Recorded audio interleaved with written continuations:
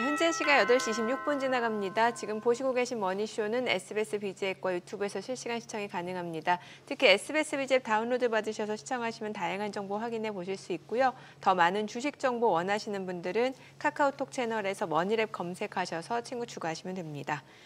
와, 진짜 끝날 때까지 끝난 게 아닌 게 지금 트럼프 대통령은 행정명령 소명하느라 바쁘고 지금 뭐 캐나다 상호관세율은 이제 35%로 오히려 올려잡았고 멕시코는 유예했고 또 글로벌 제약사들한테는 약가 인하하라고 하고 바쁘네요.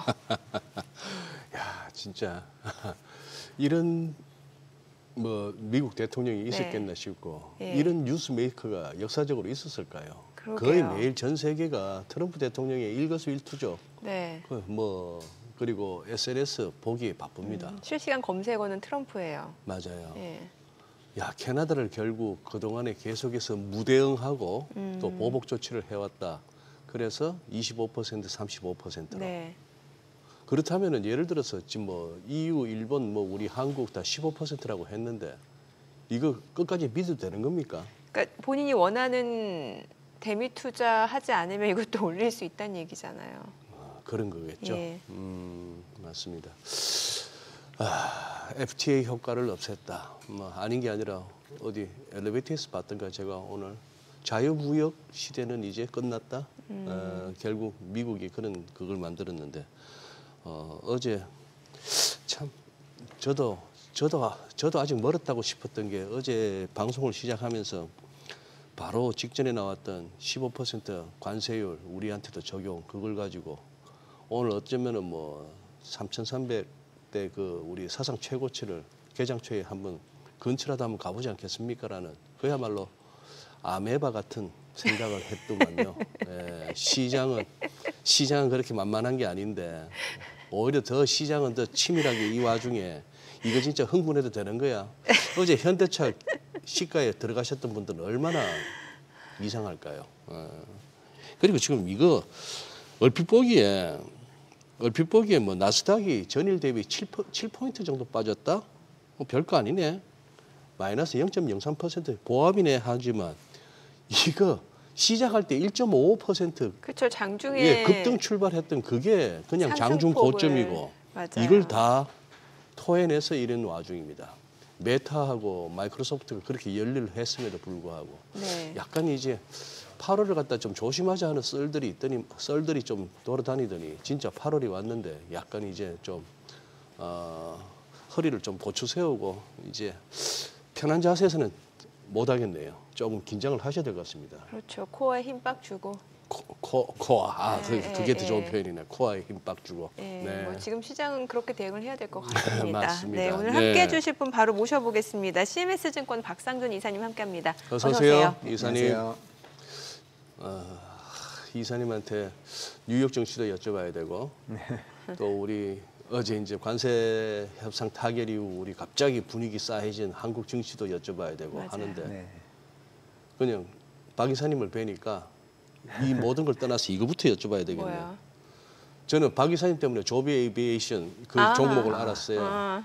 그러고 나서 제법 올랐고요. 맞아요. 근데 지금 한 2주 가까이 이렇게 막 횡보를 하면서 네. 지금 미국 장도 약간 흔들흔들하고 해서 제가 아마 확인은 할 수 없는 일이지만 우리 박 이사님 나오시는 그 방송 보고 조비 에이비에이션이라는 이 종목을 계속 워치하시거나 이미 들어가신 분들도 계실 텐데 약간 지금 한번 그거부터 진단 한번 들어볼까요?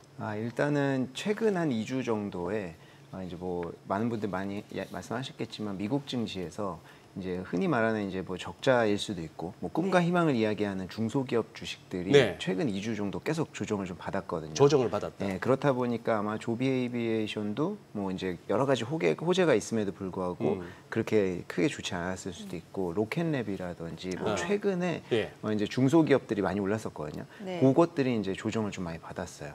네, 그런 상황에서 이제 그 조정을 좀 받은 상황이라서 이런 시기에는 일단은 이제 좀 뚝심 있게 갖고 있는 게 좀 중요하긴 하죠.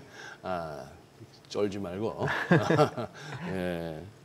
그래요. 지금 우선 저희 흐름은 늘 그렇습니다. 일단 뉴욕부터 한번 짚어보는데 이게 7월 마지막 거래일에 굳이 뭐 표현하자면 S&P 500 사흘 연속 하락. 네. 음봉이 3개 나와버렸어요. 지금 약간 이 8월에 좀 조심해야 될까 어떻게 보세요? 뭐 일반적으로 이제 미국 증시도 8, 9월이 조금 뭐 둔화이다 일반적으로? 뭐 이런 것도 있기는 한데 사실 어제는 이제 아까 말씀하셨던 대로 메타랑 마이크로소프트 실적이 워낙 잘 나오면서 이제 장 초반에 주가 많이 좋았었는데 일단 이번 주 후반부에 뭐가 되게 많잖아요. 네. FOMC도 있고 여러 가지가 있었는데 어제 PC가 나온 것도 뭐 코어는 조금 괜찮았다라고 할 수는 있겠지만 일반적으로 그냥 보는 이제 그 PC 자체가 이제 예상치보다 좀 높게 나온 것도 있었고요. 그리고 이제 뭐 주간 실업수당 청구 건수 같은 경우에도 뭐 이제 최근에는 계속 좋기는 하지만 예상치보다 이것도 좋았고 하다 보니까 이제 뭐 FOMC에서 파월 의장이 얘기했던 이제 뭐 데이터 항상 얘기했던 거지만 우리는 이제 뭐 데이터를 보겠다. 뭐 이제 금리 동결에 대한 것들이 계속 이런 이제 데이터에 좀 집중하는 모습들이 앞으로 나올 것 같은데 뭐 그런 것들도 전반적으로 좀 작용을 했던 것 같고 그리고 이제 여러 가지로 봤을 때 이제 그 관세 협상이 뭐 지금 아까 시작하실 때 말씀하셨듯이 오늘 또 이제 캐나다도 올리기도 하고 뭐 멕시코 이제 유예하기도 하고 이러다 보니까 뭐 이제 거의 끝날 것 같다라고 했었지만 요것도 조금 지지부진해지는 면이 있는 것 같고 하다 보니까 결국 어제 장중에 그런 것들을 돌리면서 다 하락으로 좀 끝난 것이 아닌가 이렇게 좀 보고 있습니다. 뭐 지금 계속 속보성으로 나오네요. 무역 합의가 안 된 인도에는 25%, 대만 20%, 남아공 30% 관세 부과하겠다. 나오고 있는 상황이고 아니 저는 이 가운데 또 이제 중국에서 그 엔비디아 칩 있잖아요. 네네. 이 보안 문제를 뭐 구두 경고했다. 이건 또 무슨 내용이에요? 요건 아무래도 이제 네. 뭐 기강 잡기 같은 기강 성격으로 잡기? 좀 봐야 될 것 같기도 한데 중국이 일부러 이제 뭐 엔비디아 칩이 지금까지 중국에서 엔비디아 칩에 대해서 아무런 이런 거 없었잖아요. 네. 그러니까 오히려 난리친 건 미국이었었고 맞아요. 엔비디아는 우린 수출해야 된다. 둘이 이제 치고받고 있던 상황이었었고 그게 이제 뭐 H20은 이제 뭐 이제 수출할 수 있게 네. 해준다라고 했으니까 이제 중국 같은 경우에는 이번에는 이제 좀 한번 기강을 좀 잡고 가려고 하는 것 같고 그러다 보니까 어제 이제 그 반도체 국산 반도체 맞아요. 기업들의 예. 주가는 또 굉장히 좋았거든요. 그래서 이제 중국은 궁극적으로는 이제 본인들의 반도체 굴기의 한 이제 일환으로 반도체 기업들 계속 살리기를 나가고 있다 보니까 뭐 그런 것들의 어떤 일환으로 좀 봐야 되지 않나. 이걸로 엔비디아를 이제 뭐 막는다 뭐 그런 것보다는 이제 일종의 군기 잡기 뭐 이 정도로 좀 판단하면 될 것 같아요. 좀 미국에 전하는 메시지 정도예요. 뭐 그렇죠. 이제 뭐 엔비디아도 뭐 이제 우리가 너네 수출하겠지만 그냥 우리도 그냥 무작정 열어주거나 뭐 그런 것들은 아니다라는 스탠스 정도라고 좀 볼 수 있을 것 같아요. 네네. 지금 좀 전에 이제 계속해서 속보로 이제 자막 처리됐습니다만 대만은 20%. 네. 그러면 이제 일본, 한국 15%인데 대만은 20%. 네. 지금 이게 궁금한 게 너무 혼란스럽고 정리가 안 돼요. 여기서 지금 반도체하고 의약품은 또 관세를 뭐 또 따로 매긴다는 거 아닙니까? 예. 그러면 이게 지금 우리 반도체는 대만은 지금 이제 20%, 우리 반도체는 15% 이렇게 봐도 되는 겁니까? 아니면 이것도 또 변화가 생길 수 있다고 봐야 되는 겁니까? 뭐 지금 일단 하기야 네. 트럼프 대통령하고 뭐 얘기를 나눠 보신 것도 아니고 얘기를 나눠봐도 아마 봐도 그분도 모르실 걸. 그- 내가 얼마를 당일날 가서 얼마를 할지. 아니, 그렇게 가까이 있던 일론 머스크도 이렇게 대화를 하고 맨날 그랬는데도 예, 뭐 이제 그런 맞아요. 거 보면 그러니까 이것도 결국엔 가변적으로 좀 봐야 되지 않을까 싶은 가변적. 생각이 있어요. 왜냐하면 지금 저희가 일본이나 한국하고 맺었던 것 중에도 EU도 마찬가지고 명확하지 않은 부분들이 굉장히 많잖아요. 그렇다 보니까 이것도 지금 각 국에 이제 뭐 원하는 투자 방식이 뭐 이제 대부분 우리가 원하는 곳에 투자를 해야 되고 이제 각 국가는 거기에 뭐 이제 그 이율 뭐 90%못 가져가고 뭐 이런 것들이 네네. 있잖아요. 예. 이게 어찌 보면은 그 벤처 기업들이 블라인드 펀드로 이제 투자를 할 때 캐피탈 콜 방식이랑 굉장히 비슷하거든요. 그러니까 이제 우리는 여기에 투자할 거니까 돈 주세요 이런 건데 그것도 아직 명확하게 어디에 투자할 거다 이런 것들이 나오지 않은 상황이기 때문에 이것도 본인의 마음에 들지 않으면 어떻게 또 변경이 될지 알 수 없는 그런 부분들이 있죠 사실. 아니 그리고 우리나라 지금 계속해서 우리 정부 쪽에서는 쌀하고 소고기는 개방 안 한다라는 얘기가 나오는데 또 미국 백악관 그 언론 브리핑 내용 보면은 미국산 쌀 자동차에 대해서 시장 개방이라는 표현을 썼단 말이죠. 네. 그럼 결국에 쌀 개방한다는 얘기잖아요. 그러니까 이게 그냥 제 개인적인 네. 생각으로는 이제 그 트럼프가 이제 마가 세력들을 만족시켜줘야 되는 수요가 계속 있는데 네. 그 중에 큰 세력 중에 하나가 이제 그 농업이거든요. 미국 농업 그래서. 쪽에 이게 지금 처음에 일본이 이제 그 협상을 했을 때 네. 나온 내용 중에 여러 가지 중에 쌀이 있었어요. 근데 일본에서 그거를 쌀을 우리가 뭐 이제 미국으로부터 수입을 하겠다, 어느 정도 하겠다 금액을 얘기하고 했는데 사실은 이제 까보면은 일본 입장에서는 올해 뭐 이제 매년 쌀을 얼마 수입하는 그 양이 정해져 있거든요. 거기에서 이제 미국 비중이 한 25% 정도 됐던 거를 80% 늘린 거예요. 그냥 일본 입장에서는 추가적으로 미국의 쌀을 더 사거나 이런 네. 것들이 아니고 그냥 이제 본인들 내부에서 국가 조절을 한 정도 수준이거든요. 근데 그거를 이제 미국에서는 되게 크게 이제 이야기를 하잖아요. 그러니까 뭐 미국 입장에서는 당연히 수출량이 늘었으니까 그렇게 이야기할 수가 있는데 뭐 이제 지금 협상의 도구가 되고 있는 것들, 쌀 그리고 뭐 이제 그 에너지라든지 이런 것들이 결국에는 다 이제 그 트럼프가 본인들이 이야기했었던 정책 중의 일환이고 본인 지지 세력들이니까 네. 그거에 대해서 이제 그 어떤 만족시켜주는 어떤 발표들 이런 것들이 지금 굉장히 좀 중요한 상황이 아닌가. 그러니까 구체적인 것들보다는 예. 뭐 그런 이제 큰 그림에서 그런 만족시켜주는 것들이 나오는 게 더 중요하게 여겨지는 그런 거가 아닌가 저는 개인적으로 생각이 돼요. 그래서 이게 이제 한국하고 지금 계속 온도차가 예. 나는 게 그러니까요. 실질적으로 그게 협상이 안 됐다라고 해도 미국 입장에서나 2주 뒤에 뭐 백악관에서 만나서 얘기해보지 뭐 이렇게 판단할 수도 있고 본인들이 좀 밀어붙이는 게 좀 있는 것 같아요. 그러니까 밀어붙이게 생겼어요. 네, 근데 이게 좀 안타까운 현실인데 누가 밀어붙였냐라고 할 수 있을 때 누가 그게 먹히느냐. 그러니까 결국에 힘 있는 자가 밀어붙이면 되는 거잖아요. 그러니까 이게 좀 안타까운 현실인데 요번에 일본하고도 협상할 때 뭐 이제 이 종이로 진짜 무슨 저기 부동산 거래도 그렇게 안 할 것 같은데 그냥 종이로 이렇게 해가지고 그 앞에서 막 그 투자하는 금액을 뭐 100만 원도 아니고 뭐 1000만 달러씩을 막 이렇게 찍찍 긋고 막 그 고쳤잖아요. 그러니까 그런 것들을 보면 이게 좀 정말로 그 금액을 1원 한 전 안 빼고 다 투자할 거라고 생각하고 맺는 건지에 대해서도 저는 좀 의구심이 들어요. 예전에 그런 구경 한번 한 적이 있습니다. 약속 어음을 갖다가 수북하게 내놓고 나 이거 받을 돈이야 이러는데 진짜 그 어음이란 걸 한번 맨날 그 책에서만 보다가 실물을 한번 봤거든요. 약간 이번에 좀 어음은 많이 받은 것 같아요. 너는 5,500억 달러, 너는 뭐 6천억 달러. 이쪽은 우리는 처음에 1,000억부터 시작했다고 알고 있는데 1,000억 네, 달러부터 그렇죠. 시작했다고 하는데 이게 여기까지 왔고. 뭐 방송 보다 보니까 무슨 뭐 일본보다 우리는 적지 않습니까? 성공입니다 하는 그걸 분석이라고 하는 그거는 경제 이제 규모를 따져봐야 되는 건데. 예. 비교는 그러니까. 전혀 의미가 없는 것 같고 예. 이게 사실 또 중요하게 볼 부분이 이런 제가 아까 말씀드린 그런 생각에 드는 분야가 뭐냐면 이 에너지 쪽인데 네. 우리나라도 이번에 이제 LNG 수입에 대해서 이제 그 커미트먼트를 했고 EU에서 특히 완전히 대박으로 7,500억 달러를 얘기를 글쎄, 했잖아요. 예. 근데 이게 가능할지 모르겠어요. 왜냐하면 LNG 수입이잖아요. 이게 그냥 파이프라인으로 갖고 오는 게 아니고 네. LNG거든요. 예. 근데 LNG는 어찌됐든 간에 천연가스를 액화시켰다가 요거를 액화로 수출을 하고 수입 받은 데에서 다시 기화시키는 과정이 필요해요. 그럼 이 두 가지의 공정이 필요한데 네. 전 세계적으로 이 공정에 대한 수요가 증가하기 시작한 게 2022년도예요. 우크라이나 전쟁 터졌을 때. 우크라이나 전쟁 터졌을 때 유럽에서 예. 이제 러시아 제재해야 된다. 파이프라인 다 끊어라고 이야기를 했을 때 그때 난리 났었던 거잖아요. 예. 근데 정말 운 좋다고 봐야 되나? 2020년도 겨울인 22년도 겨울인가 유럽이 따뜻했어요. 그때 춥지 않았거든요. 맞아요. 그래가지고 천연가스 난리 난다 했었는데 수요가 거의 이제 그럭저럭 증가를 안 해버려가지고 날씨되게 잘 겨울 넘어갔죠. 지나고 예. 예, 그게 이제 이어져가지고 유럽이 지금 계속 이제 버티고 있는데 사실 유럽은 지금까지 파이프라인을 통해 가지고 PNG로 러시아에서 굉장히 싼 가격에 받고 있었다고요. 네. 근데 이거를 본인들이 끊는다고 이야기를 하니까 이게 지금 딴 데서 받아야 되는데 미국이 가장 가능성이 높죠. 근데 네. 미국이 그걸 하려면 시설이 있어야 되는데 미국은 이 시설 자체가 없어요. 왜냐하면 네. 미국은 과거에 보면 순수입국이었었고요. 음. 이제 오바마 정권에서 셰일가스를 캐기 시작하면서부터 순수출국으로 됐지만 순수출이 엄청 많이 하는 데가 아니에요.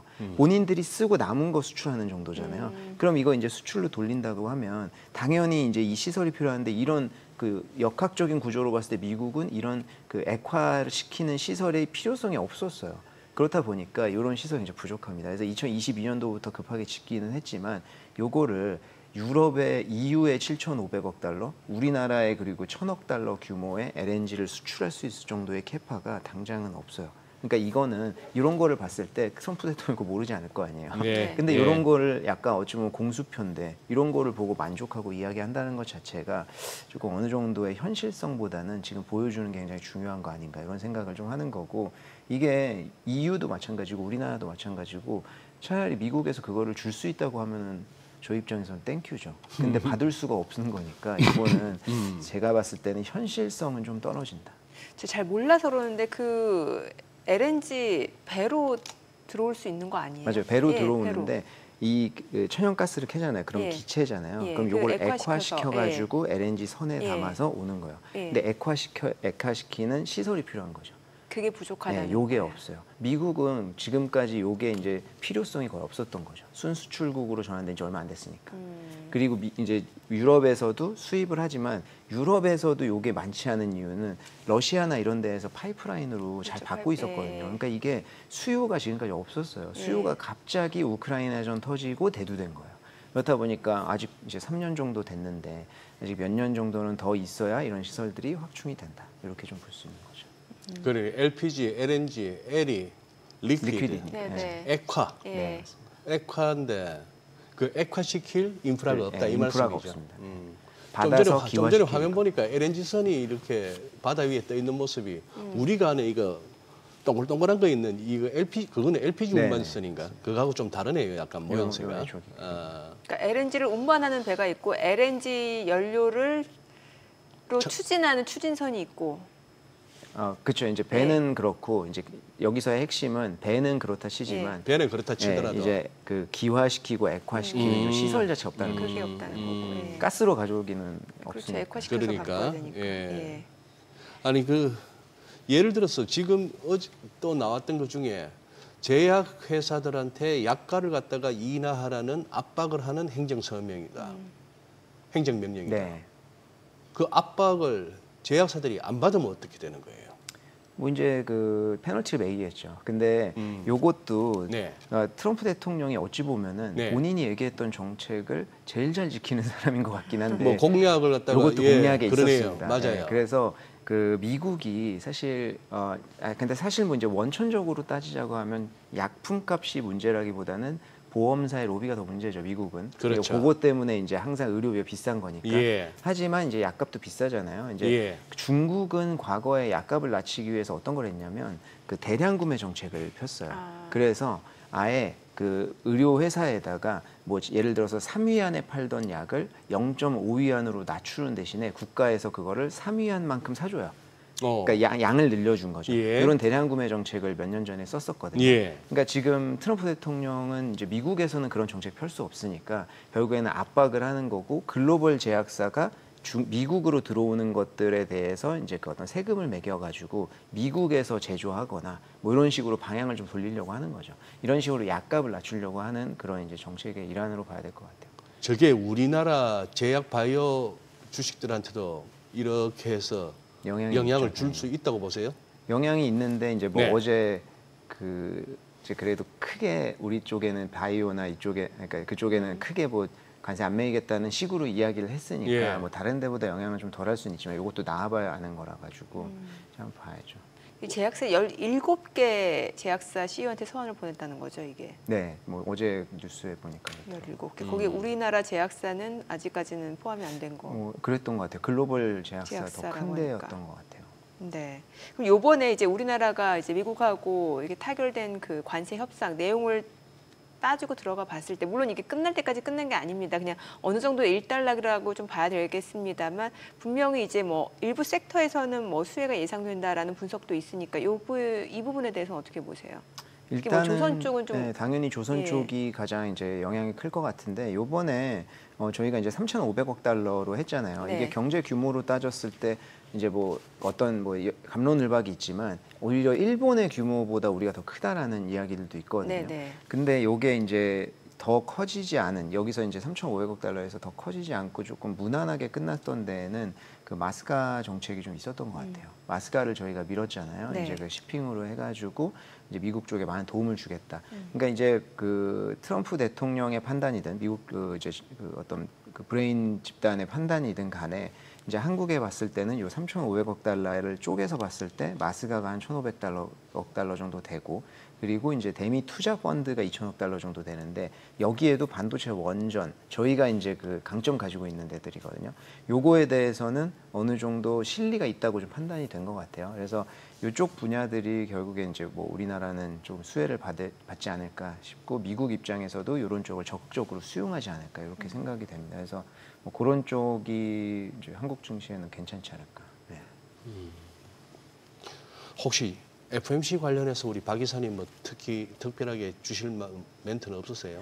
FOMC 요번에 이제 뭐 사실 그게 제일 특징이죠. 2명 연준 이사가 요번에 반대를 네네. 표시를 했는데, 요게 이제 30년 만에 처음 있었던 그렇죠. 만장일치가 안 된 거니까, 요게 이제 뭐 다음번에 뭐 이게 분열의 시작이냐 아니냐를 보는, 그게 이제 굉장히 심할 텐데, 사실 지금 다음이 9월이잖아요. 네. 근데 9월 금리 인하 가능성은 확 떨어졌어요. 그래서 지금 요번에 어제 아침에 금리 인하 정책 나오고 동결한 이후에 뭐 파월 의장의 발언들이나 이런 것들을 봤을 때는 요게 이제 9월 달에도 동결을 하지 않을까, 이렇게 좀 보고 있습니다. 그래서 9월 동결 가능성이 이제 발언 전후로 해가지고, 발언 전후로는 한 30몇 % 정도였거든요. 9월에 동결 가능성이. 근데 이제 파월 의장 발언 이후로 이게 50% 이상으로 증가를 했고요. 그리고 금리 인하 가능성은 30%로 훅 떨어졌습니다. 그래서 9월 달에도 동결로 보는 가능성들이 굉장히 많은데, 이제 좀 볼 수 있는 거는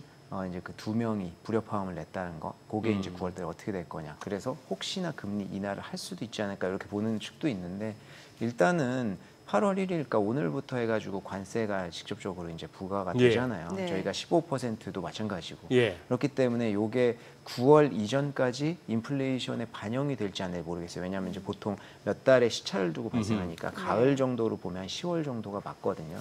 그래서 그런 거를 핑계로 동결을 또 할 수 있지도 않을까, 이렇게 생각이 드는 면인데, 일단 그 사이에 나오는 경제 지표들이 좀 봐야겠죠.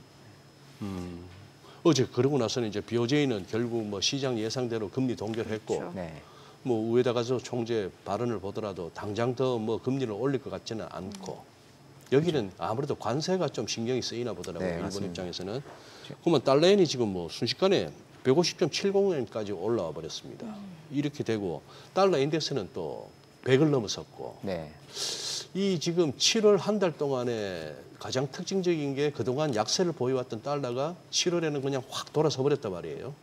이 흐름이 그럼 8월도 갈까요? 우리도 그러면 이거 1,400원 목전인데 어떻게 보십니까? 일단 어제 흐름에서 엔화는 그래도 좀 잘 버텨준, 그러니까 원화는? 원화는 좀 잘 버텨주는 모습이었어서, 이제 8월 달에도 뭐 이제 크게 뭐 우리가 약세로 돌아설지, 요거에 대해서는 뭐 이제 나오는 이제 우리 국내 증시에 나오는 정책이라든지 예. 뭐 그런 것들이 조금 작용을 할 것으로 보는데, 달러의 강세가 뭐 이제 초강세, 과거처럼 초강세는 아니어도 요 정도에서 강세 유지는 좀 이어지지 않을까, 이렇게 예상을 하고 있어가지고, 원화도 요 사이에서 왔다 갔다 하고, 뭐 이제 좀 높이 약세가 조금 된다고 하면 1,400원 정도까지는 갈 수도 있지 않을까 이렇게 보고 있습니다. 지금 달러 인덱스가 100까지 올라왔잖아요. 네. 그럼 어느 정도까지 그 레인지를 보시는 거예요? 뭐 제가 환율 전문가는 아니니까 네. 그런 레인지를 제시하기는 네. 조금 쉽지는 않지만, 100에서 뭐 이제 100 초반 정도에서 왔다 그 갔다 하지 정도. 않을까. 뭐 말씀 듣고 보니까 저도 아침부터 달러 인덱스부터 살펴봤는데 네. 뭐 좀 크리티컬하게는 한 103 초반 정도, 100을 올라섰으면 한 예. 103까지는 그 얘기는 한 3%인데 네. 인덱스 기준으로 우리가 여기서 3%면 어떻게 됩니까? 1,300원에서 1,400원 근처라 치면 1%가 14원, 3, 42, 40원. 그러면 한 1,400, 한 2, 30원까지도 염두에 둬야 되네. 예, 뭐 그런 상황이네요. 네. 자, 지금 8시 50분 지나갑니다. 오늘 양시장 호가 상황 좀 체크해 보겠습니다. 먼저 코스피부터 좀 볼게요. 오늘 약보합 출발 예상됩니다. 3,235, 코스닥은 1.3% 하락이 예상되네요. 지금 794포인트로 집계가 되고 있는 상황이고, 시가총액 상위 종목 예상가 보겠습니다. 삼성전자 오늘 1% 하락 출발 예상됩니다. 지금 호가는 72,200원, SK하이닉스는 보합 예상되고 있고요. LG 에너지솔루션은 2.7% 상승 예상됩니다. 지금 예상가가 393,000원.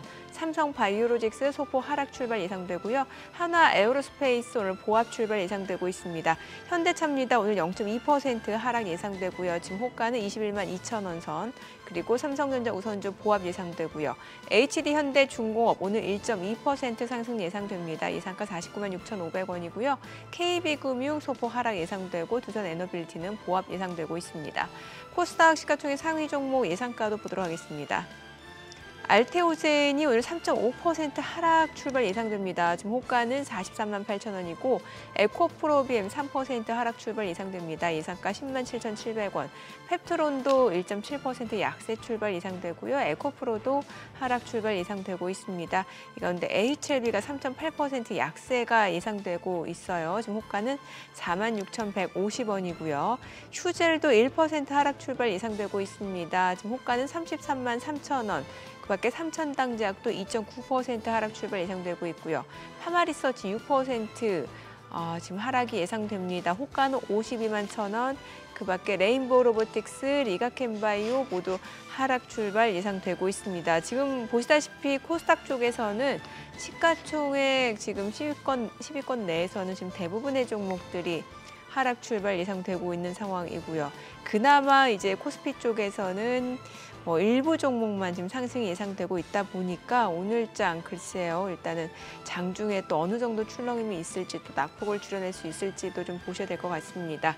자, 이제 개장까지 한 7분여 가량 남았는데 참 이게 25%에서 15% 타결됐다라고 해서 좋아할 게 아니라 우리 시장에서는 조금 더 다른 측면을 보는 것 같네요. 네, 그렇습니다. 예. 또 두 번째 반성문입니다. 어제 제가 참 바보 같았어요. 그걸 보고 이걸 처음에 호재로 생각했다는 것 자체가. 아니 그리고 오늘 좀 걱정되네요. 필라델피아 반도체 지수가 한 3% 정도 빠졌는데 엔비디아가 이 대표적인 이 엔비디아가 개장 초에 2.25 이런 종목이 시가총액 1위짜리가 단숨에 2% 넘게 출발했다가 장중에 또 마이너스 1.86%까지 급락을 했다가 낙폭 조금 줄여서 마이너스 0.78. 이 와중에 필라델피아 반도체 지수는 3% 하락.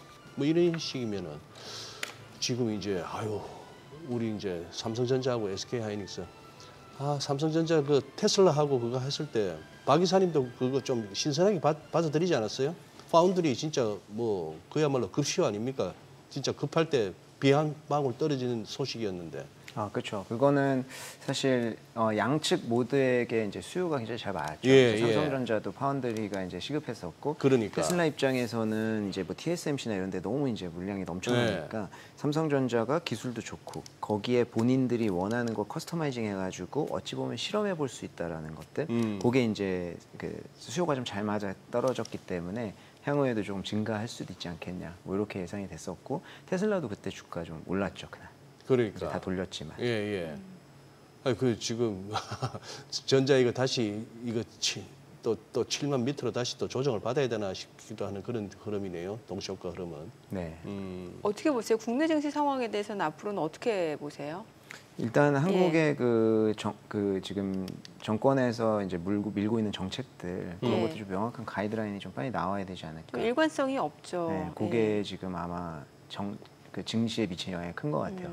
지금 앞에 이제 그 정권 교체되고 나서 그거에 대한 기대감이 실제로 컸고 실제로 초반에는 굉장히 그런 것들이 빨리 나왔었거든요. 그렇죠. 근데 지금은 약간 조금 갈피를 잃는 모습들이 보이고 이제 마지막에 어떤 분리과세라든지 이제 대주주 요건이나 이런 것들이 어찌 보면 방점이다 보니까 이제 그런 것들이 표류하는 모습들을 보여주면서 지금 이제 증시도 좀 힘을 잃는 거 아닌가.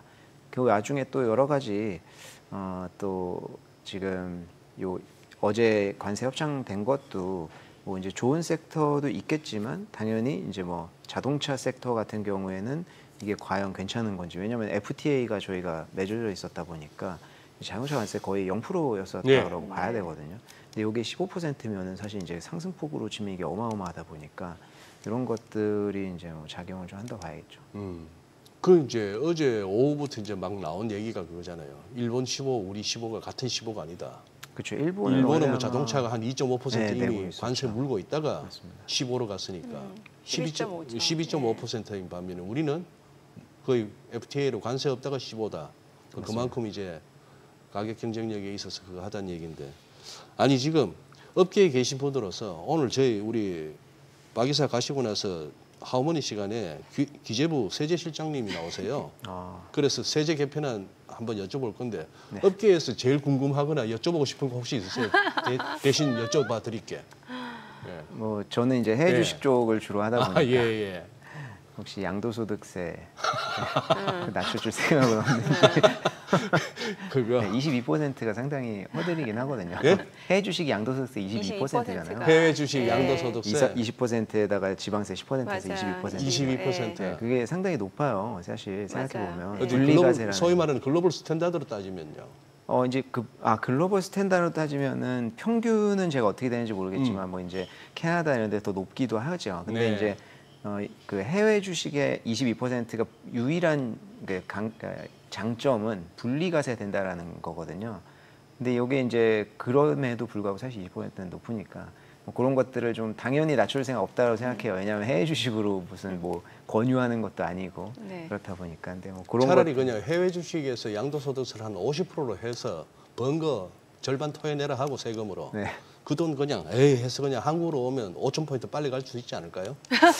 근데 이제 뭐 투자자들이 세금 때문에 움직인다기보다 세금 때문에 움직이는 사람도 있겠지만 네. 이제 펀더멘탈 보고 더 하겠죠. 좋은 증시로.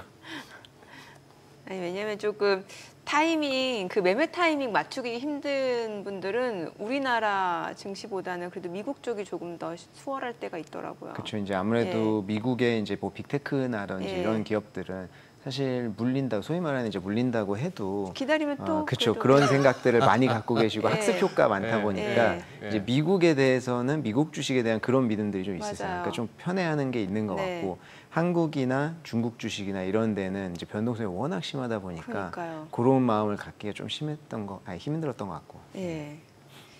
아니 그래서 지금 메타 좀 여쭤볼게요. 지금 메타 실적 좋았잖아요. 간밤에 뉴욕 증시 이렇게 조정받는 가운데서도 메타는 11% 네, 급등을 맞습니다. 했단 말이죠. 그런데 보니까 AI 총 책임자는 97년생을 앉혔다는 얘기도 굉장히 네. 화두가 되고 있고 분명 시사하는 바가 있을 것 같아요. 그렇죠. 이번에 AI 쪽으로 완전히 이제 그 소위 말하는 이제 몰입해가지고 그쪽에 하겠다라는 얘기인데 네. 이번 실적 발표가 이제 좀 중요했다라고 생각을 해요. 왜냐하면 어제 11% 아마 고점이 12% 정도까지 올랐을 거예요. 근데 이게 어제 마이크로소프트도 마찬가지지만 보통은 이제 그 첫 상승세를 끝까지 몰고 가는 경우 크게 이런 큰 기업들이 네. 큰 상승폭을 갭 상승을 해버리면 그거를 장 끝까지 가져가는 경우가 많지는 않았는데 메타는 어제 그게 장이 계속 어제 하락하는 와중에도 유지가 네. 됐다는 게 중요하고 마이크로소프트도 아마 8%인가로 시작을 했을 거거든요. 장 마감하고 네. 나선 그 실적 발표하고 나서는 근데 3%대로 뭐 마이크로소프트 치고 많이 오른 거긴 하지만 이제 그 음봉으로 좀 끝났는데 마이크로소프트 차트 희한해요. 마이크로소프트 무슨 그렇게 완전 급등 출발했다가 네, 그렇게 어제 쭉 끌어냈잖아요. 음봉이 그렇게 길게 나오고 그러니까 이게 그 장의 영향을 크게 받았다라고 봐야겠죠. 마이크로소프트는. 근데 메타는 그런 것들 다 이겨내고 어제 11% 넘게로 끝났잖아요. 그러니까 굉장히 이제 매수세가 좀 강했다라고 볼 수 있는데 아마 비슷한 의견일 것 같아요. 제가 봤을 때는 이제 다들 AI에 집중을 한 거고요. 이제 그러니까 실적이 굉장히 잘 나온 것 중에 하이라이트 중에 이게 광고 수익이 증가인데 이제 메타는 거의 90% 정도가 광고에서 나옵니다. 그래서 광고가 굉장히 중요해요. 90% 이상이죠. 그래서 광고 수익이 제일 중요하고요. 이 광고 수익을 이제 그 AI를 접목시키기 시작했는데 이게 효과가 있다라는 거고요. 네. 이번에 광고 그 노출 메타 얘기 저희 개장하고 조금 네. 더 들어보도록 하겠습니다. 오늘 국내 증시 흐름 확인해 보죠. 개장합니다.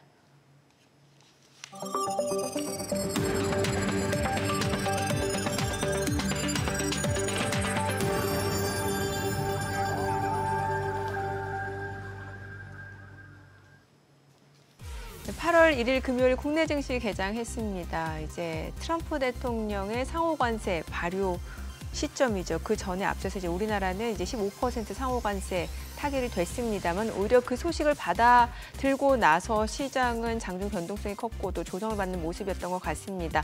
산업별로 분명히 많은 영향이 있었던 것 같고 간밤 뉴욕 증시 같은 경우는 이제 뭐 인플레이션 데이터를 받아든 상황에서 오히려 인플레이션 상승 압력이 높아졌다는 측면에서 투자자들 물량이 나오는 상황이었던 것 같고요.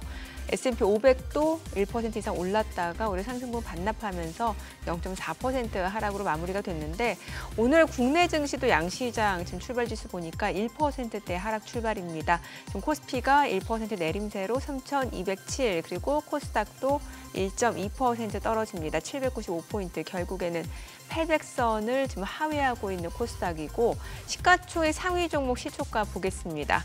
삼성전자가 지금 1.8% 하락합니다. 지금 7만 100원 선. 오늘 7만 원 선 지지 여부 좀 체크해 보시면 좋을 것 같고요. SK하이닉스가 3.4% 떨어집니다. 26만 4천 원이고요. LG에너지솔루션 0.9% 하락합니다. 37만 9천 원. 삼성바이오로직스가 0.6% 하락하네요. 106만 원이고요. 하나에어로스페이스가 1.6% 하락합니다. 98만 원. 현대차가 0.4% 떨어집니다. 21만 2,500원. 삼성전자 우선주 1% 하락 중이고요. HD현대중공업은 0.8% 상승합니다.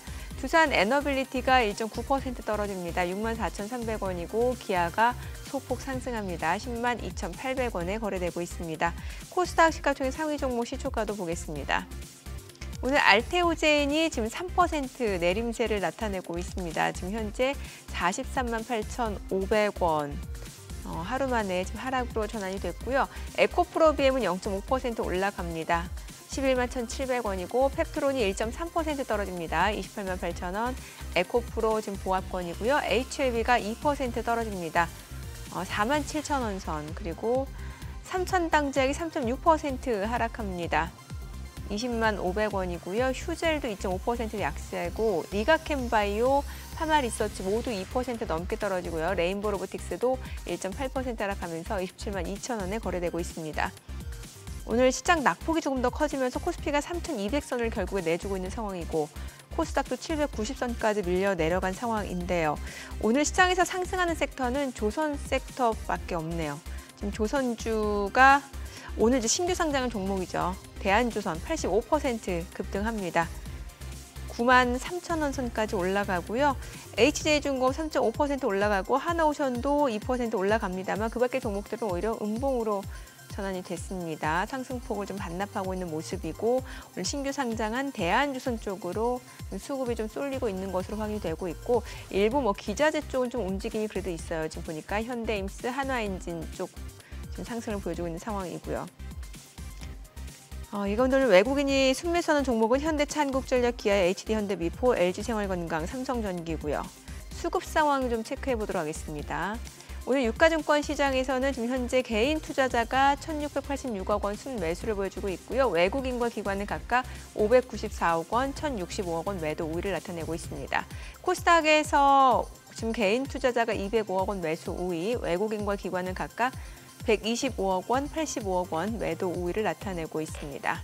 환율 체크해 보겠습니다. 달러 환율입니다. 정규장 마감 대비로 8원 상승하면서 1,395원에 개장이 됐습니다. 시장이 좀 많이 떨어지네요. 네. 예. 지금 혹시 오르는 업종이나 특히 조선 섹터. 조선 섹터. 예, 그런데 조선 섹터도 지금 상승분을 많이 반납해서 일부 종목만 상승 중이고요. 오늘 섹터별로 봤을 때는 뭐 어떤 섹터가 올라간다 말하기 힘든 게 대한조선이 이제 오늘 코스피 유가증권 시장 상장했잖아요. 네. 그 대한조선이 이제 어떤 그 조선주의 수급을 다 좀 빨아들이는 모습인 거고 그 밖에 다른 조선주들도 그동안 많이 오른 감이 있기 때문에 오히려 물량이 나오고 있는 상황입니다. 그래요. 어떻게 보세요? 지금 한번 개장초 흐름을 보시면은 대충 뭐 8월 너무 과대해서 그건 좀 그거 합니다만 아니 좀 미국도 그렇고 우리도 그렇고 이게 8월이 좀 조금 험난해 보이네요. 그동안 올랐던 것도 있으니까. 네, 그리고 뭐 이제 미국도 한국도 마찬가지지만 8월이나 그럴 때는 이제 휴가자들도 많고 하다 보니까 그런 것들이 좀 영향을 주죠, 월가에서도. 근데 요거 너무 비관할 필요도 없는 것 같아요. 저희도 한번 이제 그동안 많이 올랐다 보니까 이런 이제 이슈들로 좀 하락을 하는데 이제 봐야죠. 또 중간에 어떤 호재들이 나올지. 일단 뭐 메타 얘기는 또 마무리 져야죠. 네. 메타. 예. 일단 그 메타가 광고 수익이 제일 중요한데 네. 이 광고가 아까 말씀드렸듯이 이제 광고에서는 노출이 얼마나 되느냐 그리고 광고 단가가 얼마냐 요게 이제 제일 중요한데 이번 2분기 실적에서 노출도가 11% 증가를 했고요. 네. 평균 단가도 9% 증가를 했습니다. 네. 요게 이제 그 AI를 적용을 하면서 효율성이 증가를 했다라는 거거든요. 그러니까 광고주 입장에서도 본인들이 낸 광고가 돈값을 제대로 한다. 요게 이제 입증이 됐다라고 볼 수 있고 그리고 또 하나 중요한 거는 이제 광고를 뭐 얼마나 많이 하고 가격이 중요하지만 요거를 얼마나 많은 채널로 광고를 뿌릴 수 있느냐 중요하잖아요. 근데 요 광고 채널이 좀 증가를 하고 있어요. 그래서 이제 그 애플에서 쓰는 스레드라든지 왓츠앱 쪽에도 이번에 광고를 적용을 하고 있다라는 거고 이게 그 아마 애플의 광고가 어떻게 되는 거지라는 것들을 모르시는 분들도 많을 것 같아가지고 그거에 대해서 한번 좀 말씀을 네. 드리면 예. 네, 이제 그 인스타그램이나 페이스북에는 제가 여기 왼쪽 끝에 있는 것들, 요 릴스에서 이렇게 직접적으로 광고를 하는 게 있어요. 요거는 뭐 버버리 광고 이런 거거든요. 그러니까 광고 영상이 직접적으로 뜨는 게 있고요. 그리고 인스타그램 사용자 하시는 분들은 피드 이렇게 내리다 보면은 요 광고가 이렇게 나와요 중간에. 네, 네. 그래서 이제 더보기 누르면 광고 페이지로 넘어가거든요. 맞아요. 근데 이게 상당히 그 효과가 있어요.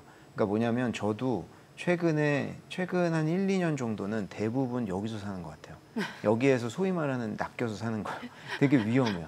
게다가 한국 아마 미국도 마찬가지겠지만 한국 되게 잘 돼 있는 게 여기 결제가 네이버 페이랑 연동돼 있는 경우가 상당히 많거든요. 그러니까 결제도 손쉽고. 네, 회원가입 많이 되잖아요. 네. 그러니까 여기서 보다가 괜찮은데 이러면 사는 경우가 되게 많은 거예요. 회원가입만 안 와도 정말 네, 편한데요. 그러면 거의 네. 그 좀 50% 이상은 마음이 가거든요. 그렇죠. 그렇다 보니까 여기에서 상당히 이제 젊은 층에는 공략이 많이 된다.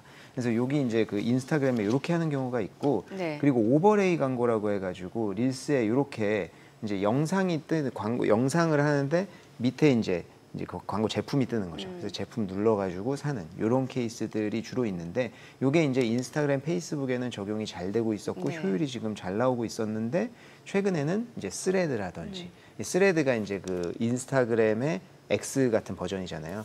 여기에도 이제 최근에 월간 활동 사용자 수가 3.5억 명을 돌파했거든요.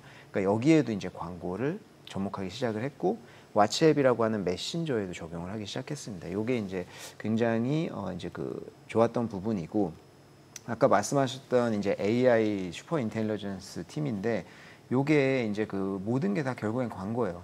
이 광고가 이제 그 가격도 올랐고 네, 나가는 채널도 좋은데 요게 이제 인스타그램을 사람들이 많이 써야 되는 거잖아요. 그래야 광고를 많이 보는 거잖아요.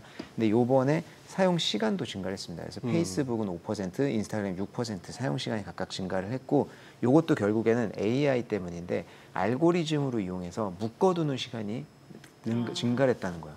그러니까 제가 봤을 때 관심 있는 것들이 알고리즘으로 계속 뜨니까 이거를 계속 보게 된다는 네. 거죠. 이제 사용 시간이 증가를 했다라는 건데, 요게 지금 메타가 요번에 이제 그 슈퍼 인텔리전스 랩이라고 해서 AI 팀을 구성했잖아요. 아까 말씀하셨던 수장이 뭐 37살이고, 근데 이 사진에서 보시면 아시겠지만 다 동양인.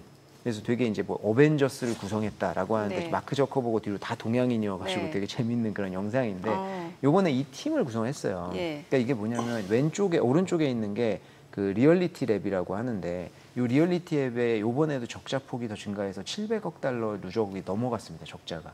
그런데 여기는 뭐 하는 부서냐면 메타가 원래 이름이 페이스북이었잖아요. 네. 근데 메타로 바꾸면서 우리는 메타버스에 집중하겠다라고 하면서 이름까지 바꾼 거거든요. 물론 메타버스 세계는 잘 안 됐습니다만 예. 거기에 그 리얼리티 랩이라는 부서를 만들어서 예. 메타버스가 안 되는 거 알면서도 거기에 계속 돈을 넣어요. 그래서 소위 말하는 VR, AR 이런 것들 계속 만들고 네. 연구하고 있었거든요. 예. 그래서 이제 이게 돈을 여기에 많이 쏟아 보니까 이제 한동안 증시에서 야 저거 괜찮겠냐라고 하는데 뚝심을 계속 보여줘요. 예. 그래서 무슨 랩, 무슨 팀을 만들었다라고 하는 거는 마크 저커버그가 거기에 굉장히 진지하다는 거 보여주는 거예요. 그래서 이번에 슈퍼 인텔리전스 랩이 만들어지면서 AI 쪽에 이 팀을 구성해가지고 돈을 엄청 쏟아붓겠다라는 거거든요. 그래서 이쪽도 앞으로 이제 계속 이제 돈이 많이 들어가겠지만 주도권을 잡겠다. 그러니까 메타버스 시대가 온다라고 하면 메타가 주도권을 잡을 건 뻔해요. 네. 왜냐하면 이제 리얼리티 랩에서 돈을 엄청나게 쏟아부었다는 것을 다들 아니까. 네. 그리고 또 요번에 이제 메타 AI인데 요것도 이제 그 뭐냐면은 저희가 앱을 쓰잖아요. 예.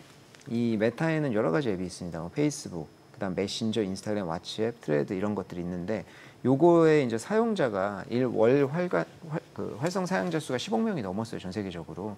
이 전체 앱에서. 네. 근데 여기에 AI 비서를 접목시키는 거예요. 그래서 지금 왓츠앱 같은 경우에는 이미 이제 중소기업들 대상으로 이런 것들 하거든요.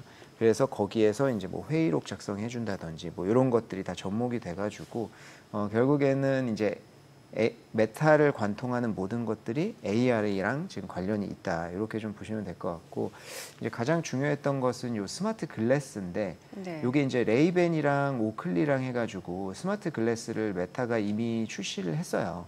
근데 요번 분기에 이제 향후에 요게 이제 완전히 시장이 커질 거라고 예상하는 얘기들이 좀 있었는데요. 2023년 9월부터 2025년 2월까지 스마트 글래스 판매량이 200만 대밖에 안 돼요. 전 세계적으로. 네네. 근데 그 에실로 룩소티카라고 하는 회사가 이제 레이벤이랑 오클리 다 갖고 있거든요.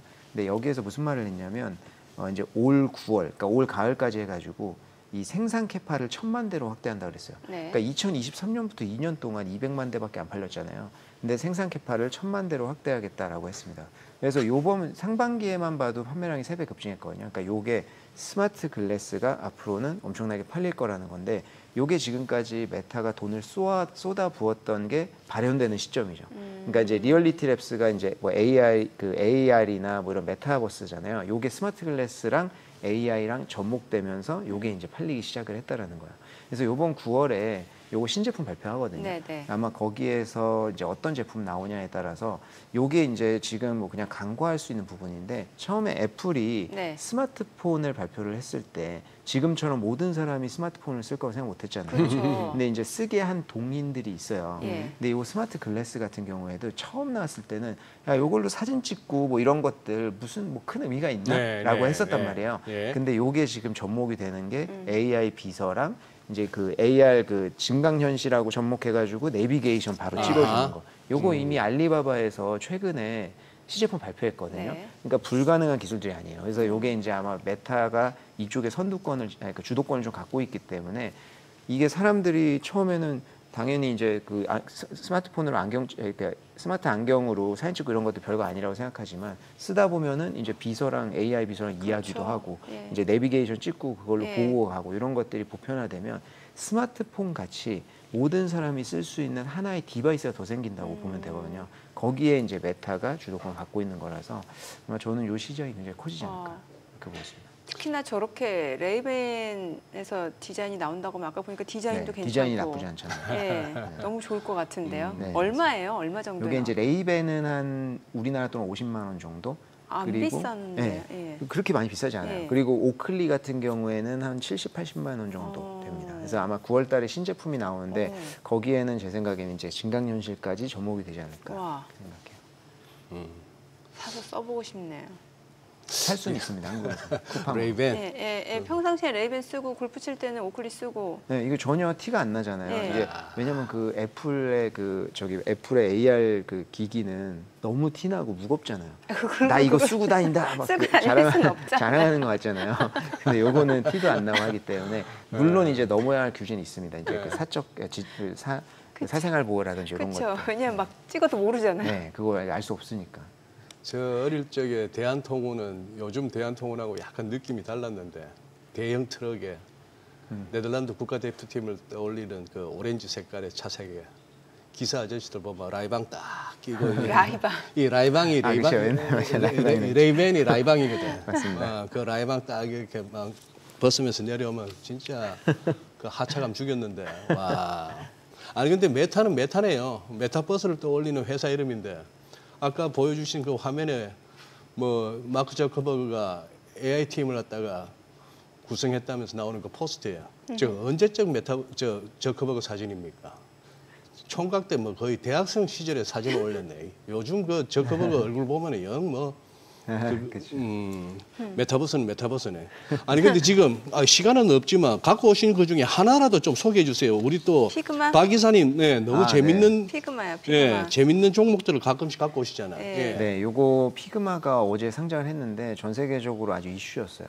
그러니까 요게 어제 주가로 결국엔 250% 정도 상승해서 끝났고 장 외에서도 한 15% 정도 추가 상승을 했는데 요게 이제 그 디자인 소프트웨어 업체예요. 그러니까 우리가 디자인 소프트웨어 업체라고 하면은 어도비를 떠올리죠. 네, 그렇죠. 어도비가 예. 실질적으로 시장 점유율이 한 80% 정도 됩니다.